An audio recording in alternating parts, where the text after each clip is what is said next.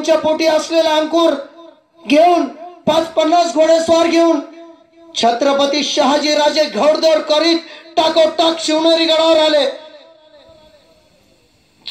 चुलत मेव्हण्यांच्या जबाबदारीवर, गडकर्णीच्या जबाबदारीवर शहाजी राजांनी आई जिजाऊंना ठेवलेला आहे. आणि शहाजी राजे आदिलशाहीच्या पदरीत चाकरी करत होते.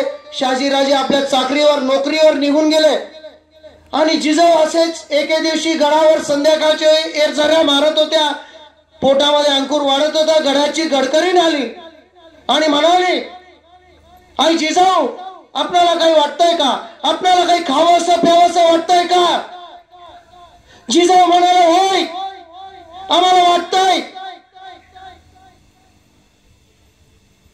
तलवार घ्यावी, शमशेर घ्यावी आणि घोड्यावर मांड ठोकावी आणि फेकावा घोडा या सह्याद्रीच्या दऱ्याखोऱ्यात आणि माय भगिनींवर अन्याय अत्याचार करणाऱ्या सैतानांची गर्दन उडवावी.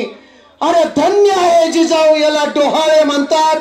असे डोहाळे गर्भात जर महाराष्ट्राच्या प्रत्येक स्त्रीला लागले तर जिजाऊ जन्माला येणार, छत्रपती शिवराय जन्माला येणार.